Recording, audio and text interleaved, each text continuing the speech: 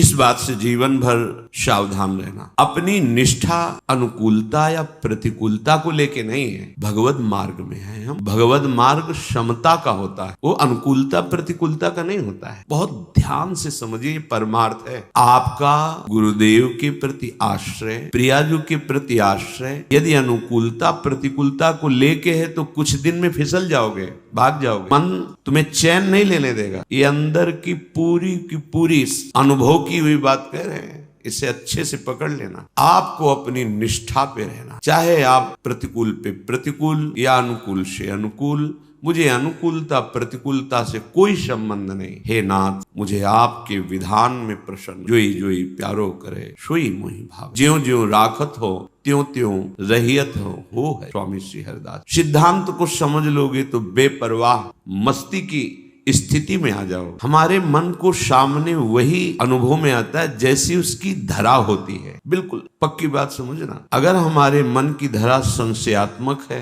अंतःकरण की, तो आप जहां जाएंगे वहां संशय आपको अनुभव में आएगा। मान सम्मान का रोग लग गया है तो आप गुरुजनों की छोटी सी छोटी चेष्टा में अपमान से समझेंगे। उनकी मंगलमयी स्वाभाविक अवधूत चेष्टा को आप ऐसा समझेंगे कि ये जानबूझ करके हमारे अपमान कर रहे हैं, प्रतिकूलता पैदा। बिल्कुल ये इसमें कोई प्रश्न की जगह नहीं। बहुत अच्छे से ये मन जिस समय निर्विकार हो जाएगा तो आप रोगे उन्हीं गुरुजी की कृपा का। उनके द्वारा जो तुम्हें प्रतिकूलता भास रही थी उसका चिंतन करके रोगे कि नाथ यदि आप ऐसा न करते तो कभी नहीं हम संभल पाते। आपकी कितनी अपार कृपा है। पर ये मलिन मन उस आश्रय पर बहुत बड़ा प्रहार करता है। बस ये आपको सावधान रहना है। यदि आप कहीं प्रशंसा स्तुति मान अपमान इसको लेकर के आश्रय किए हैं तो ये टिकेगा नहीं आश्रय। यदि आश्रय दाता का आश्रय लिए हैं,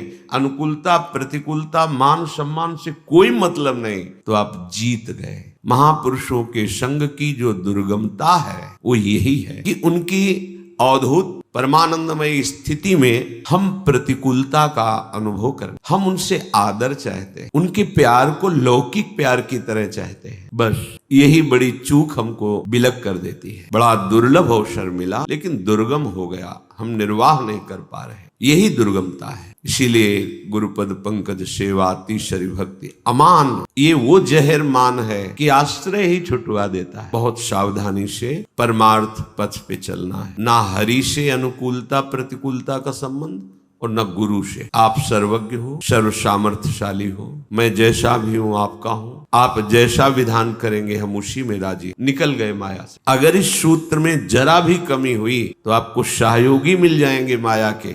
ऐसा थोड़ी होता है। बस आपका आश्रय ढीला पड़ जाएगा, आपका चिंतन बिगड़ जाएगा। चिंतन बिगड़ गया, सब चला। चिंतन बनता है देखने से, सुनने से, बोलने। जो देखा, जो सुना, जो बोला, उसी का चिंतन हो। श्रीपाद कह रहे हैं, हे भाई, यदि श्री प्रियाजू के चरणों की महासुखमयी दास्यता प्राप्त करना चाहते हो तो जो दास्य भाव को प्राप्त महापुरुष हैं उनके उपदेश के अनुसार साधन करो। तजज्ञा, अपनी थोड़ी भी मनमानी मत करो। तजज्ञा, जो उस राधा दास्य को प्राप्त महापुरुष हैं। अहंकार बहुत बाधा, हम समझ ही नहीं पाते वो कब हमें फंसा लेता है। अहम, अरे जिन्होंने हमारे हृदय में अध्यात्म बीज बोया वही उसको पुष्ट किए, वही इसको बढ़ा रहे हैं। वह हम प्रतिकूलता का अनुभव करें, उनसे हम आदर चाहे, हम हैं क्या? जो कुछ दिया हुआ है उन्हीं का तो है। हम आदर चाहे, मान चाहे, बहुत निकृष्ट गंदा अहंकार है। धिक्कार है ऐसे मन, ऐसी बुद्धि को जो माया दलदल से हटा करके हमारे हृदय में अद्भुत सुख देने वाला बीज बो रहे हैं। नाम मंत्र उपदेश, और वही उसे पुष्ट कर रहे हैं, पल्लवित कर रहे हैं, पुष्पित कर रहे हैं, फलान्वित कर रहे हैं। उन्हीं से मान, उन्हीं के द्वारा दी हुई वस्तु है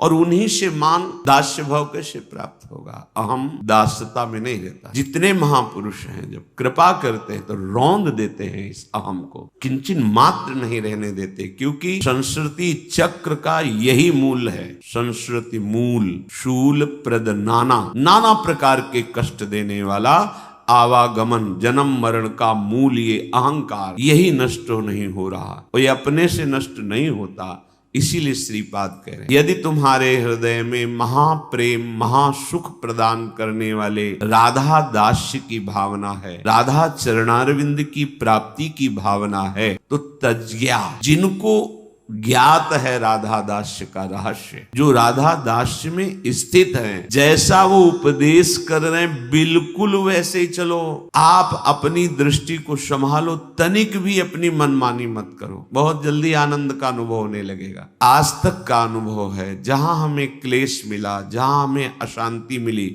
वहां हमारी मनमानी हुई है। भले उस समय प्रमाद में हम नहीं समझ पाए, पर जब उसको गौर से देखा तो शास्त्र और गुरु की आज्ञा का उल्लंघन, तभी हृदय जला है, तभी अशांति ने घोर अपमान की परिस्थिति में भी एक परम शीतलता रहे। क्या भूल, तो शास्त्र गुरुदेव उपदेश कर रहे, उसके विपरीत देखा, मनुष्य देखा, उसके दोष देखे, ये दुष्ट है, नीच है, जल रहे। अगर ये देखा मेरे प्रभु है, लीला कर रहे, शास्त्र यही आज्ञा करता है, कुरु पापी दुष्ट नीच में भी अपने आराध्य देव को देखो, चूक हो गई। जहां जले हैं, जहां हम अशांत हुए, वहां शास्त्र और गुरुदेव की आज्ञा का उल्लंघन हुआ है। इसीलिए कह रहे हैं कि तुम्हें जो राधा दास्य भाव को प्राप्त महापुरुष हैं, उनका जो किया हुआ उपदेश साधन है, उसी में अक्षरशः चलो, बिल्कुल मनमानी न लगाओ। यदि कोई इस रस का ज्ञाता नहीं है और आपको उपदेश करे, तो मुझे उस उपदेशक से कोई मतलब नहीं, क्योंकि मुझे कोई फल नहीं चाहिए। बहुत सूक्ष्म बात श्रीपाद प्रबोधानंद जी। जो अनभिज्ञ है वृंदावन रस से, नित्य विहार रस से, और वो भक्त है, उसकी अलग कोटि की भावना। श्री ध्रुवदास जी ने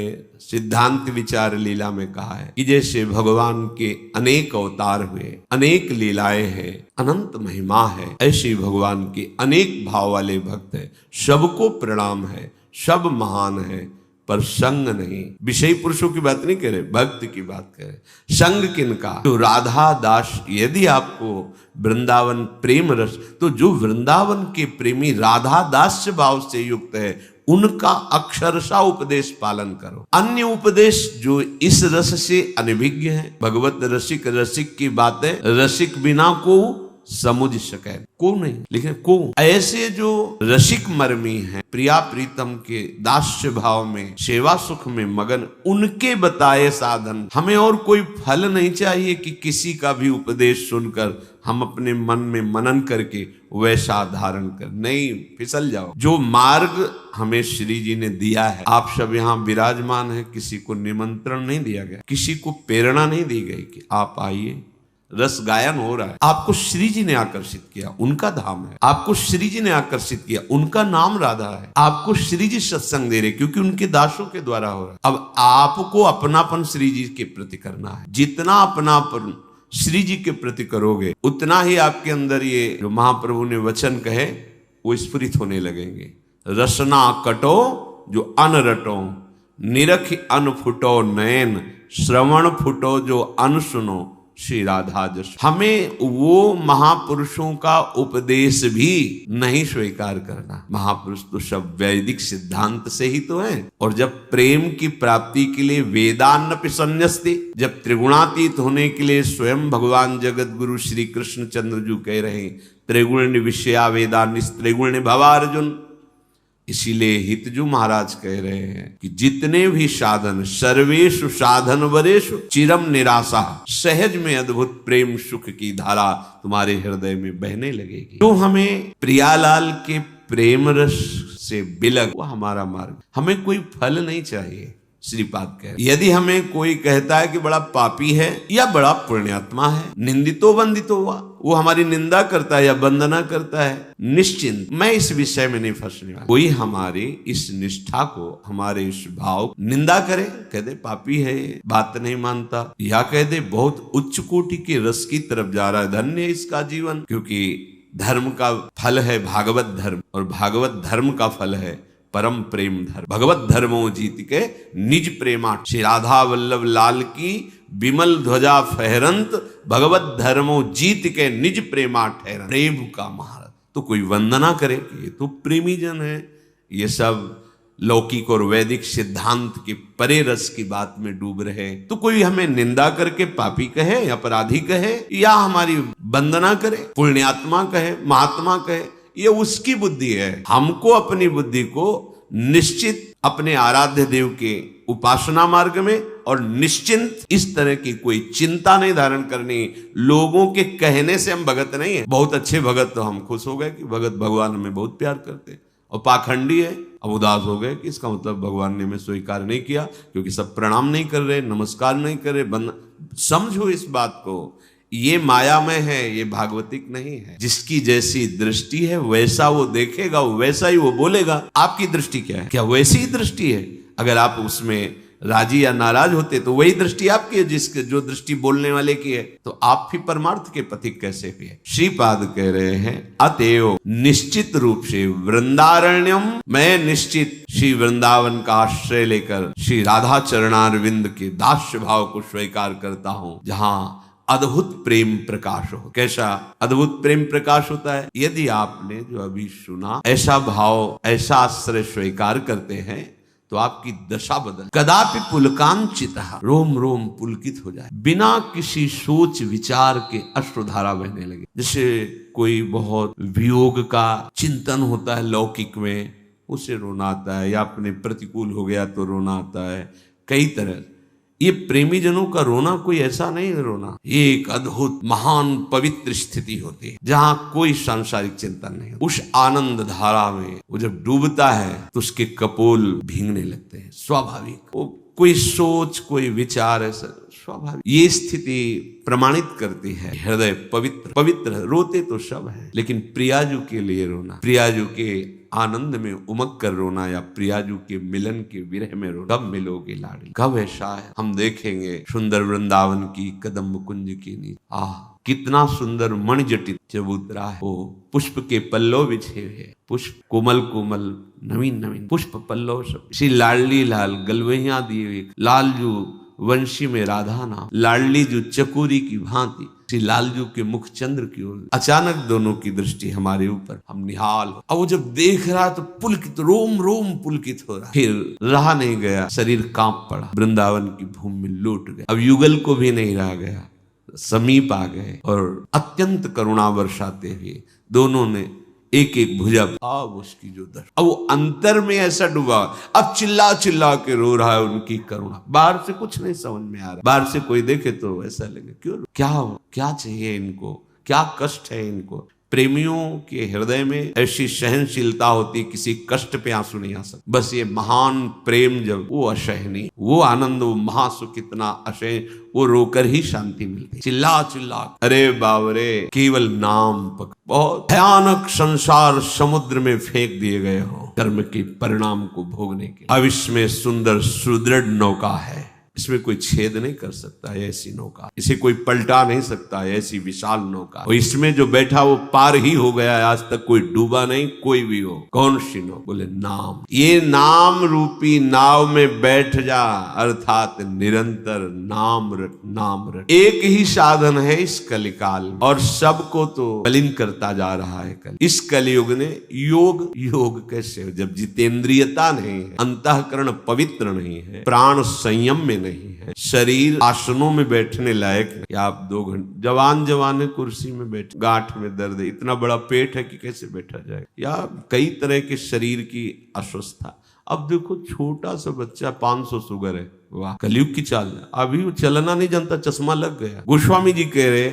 इस कलयुग ने सब कुछ मलिन कर दिया है। कैसे यज्ञ करेंगे, कैसे? न हृदय पवित्र है, न सामग्री पवित्र है। जिन सामग्रियों से हम यज्ञ करते हैं वो सामग्रियां हैं। योग, संयम, समाधि सबको इस कलयुग ने ग्रसित कर दिया है। एक उपाय है, एक नाम। नाम जैसी भी परिस्थिति में हो, ये परम पवित्र करने वाला प्रभु का नाम। भला हो, बुरा हो, उल्टा हो, सीधा हो, उल्टा सीधा, वाम मार्ग में चलने वाला हो, चाहे शास्त्र के अनुसार चलने वाला हो, चाहे बुराई करने वाला हो, चाहे बहुत भलाई करने वाला हो, सबको भगवत प्राप्ति कराने में समर्थ है नाम। मान लीजिए बात, और कुछ भी कर लो विश्राम मिलेगा नाम में ही, एकमात्र नाम। जब खूब साधन करके थक जाओगे तब ये बात समझ में आ जाएगी कि निरंतर नाम में स्थित रहना है सब साधनों का फल। भगवान बोध प्रदान करने वाले आद्य गुरु हैं शंकर जी महाराज, महादेव जी, और रात दिन नाम जप करते। उमा जी यही उनसे कहती,